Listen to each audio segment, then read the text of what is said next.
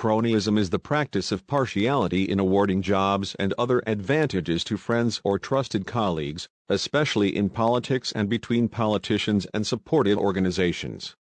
For instance, this includes appointing cronies to positions of authority, regardless of their qualifications. This is in contrast to meritocracy, in which appointments are made purely on qualification. Cronyism exists when the appointer and the beneficiary, such as an appointee, are in social or business contact. Often, the appointer needs support in their own proposal, job or position of authority, and for this reason the appointer appoints individuals who will not try to weaken their proposals, vote against issues, or express views contrary to those of the appointer. Politically, cronyism is derogatorily used to imply buying and selling favors, such as votes in legislative bodies, as doing favors to organizations, giving desirable ambassadorships to exotic places, etc. Whereas cronyism refers to partiality to a partner or friend, nepotism is the granting of favor to relatives. Part 1. Etymology. The word crony first appeared in 17th century London, according to the Oxford English Dictionary, and is believed to be derived from the Greek word kronios, meaning long-term. A less likely but oft-quoted source is the supposed Irish term comhroithna, which translates as close pals, or mutual friends. Part 2. Concept. Government officials are particularly susceptible to accusations of cronyism, as they spend taxpayers' money. Many democratic governments are encouraged to practice administrative transparency in accounting and contracting. However, there often is no clear delineation of when an appointment to government office is cronyism. In the private sector, cronyism exists in organizations, often termed the Old Boys Club, or the Golden Circle. Again, the boundary between cronyism and networking is difficult to delineate. It is not unusual for a politician to surround him or herself with highly qualified subordinates, and to develop social, business, or political friendships leading to the appointment to office of friends, likewise in granting government contracts.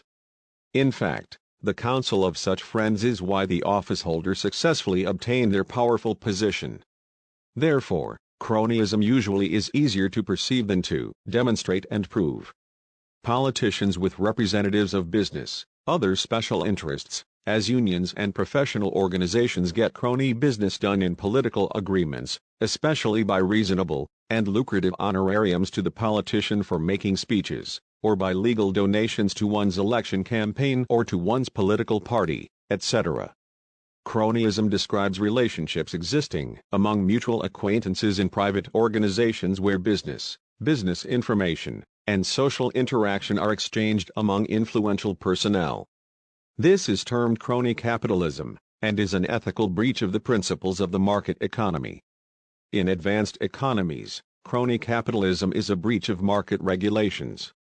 Given crony capitalism's nature, these dishonest business practices are frequently, yet not exclusively, found in societies with ineffective legal systems. Consequently, there is an impetus upon the legislative branch of a government to ensure enforcement of the legal code capable of addressing and redressing private party manipulation of the economy by the involved businessmen and their government cronies. The economic and social costs of cronyism are paid by society. Those costs are in the form of reduced business opportunity for the majority of the population, reduced competition in the marketplace, inflated consumer goods prices, decreased economic performance, inefficient business investment cycles, reduced motivation in affected organizations, and the diminution of economically productive activity. A practical cost of cronyism manifests in the poor workmanship of public and private community projects. Cronyism is self-perpetuating. Cronyism then begets a culture of cronyism. This can only be apprehended by a comprehensive, effective, and enforced legal code, with empowered government agencies which can effect prosecutions in the courts. Some instances of cronyism are readily transparent. With others, it is only in hindsight that the qualifications of the alleged crony must be evaluated. All appointments that are suspected of being cronyism are controversial. The appointed party may choose to either suppress disquiet or ignore it, depending upon the society's level of freedom of expression and individual personal liberty. Part 3. Examples. A recent example can be found in political activity in South Carolina, particularly in relation to Governor Henry McMaster, who initially gained his position after becoming the first high-level state official to endorse President Donald Trump and subsequently rose from lieutenant governor to governor of the state when President Trump appointed Nikki Haley to be the United States ambassador to the United Nations in November 2016.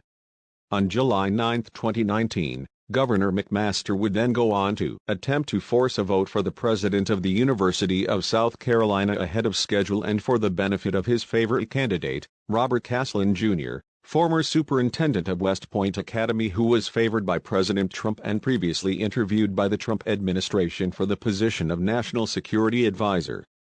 Less than 2 weeks later, in spite of protestation from a majority of the student body, alumni, and major donors, the vote was cast in favor of Caslin on July 19, 2019. The Russian President Vladimir Putin is alleged to be the head of the clan, whose assets are estimated at $200 billion. A list of Russian and Ukrainian politicians associated with kleptocratic style has been published by the Kleptocracy Archives Project. U.S. President Donald Trump assigned at least 5 members of his private golf clubs to choice government jobs such as ambassadorships. This is the first time in modern history that a president has rewarded people with jobs that paid money to his own companies. The nominations of Prime Minister Boris Johnson for the House of Lords were selected based on their support for his version of Brexit, rather than ability or service to the public as is customary. For instance, the previous Speaker of the House of Commons John Bercow did not receive a nomination due to Johnson's perception that he worked against him for getting key Brexit votes through. The end.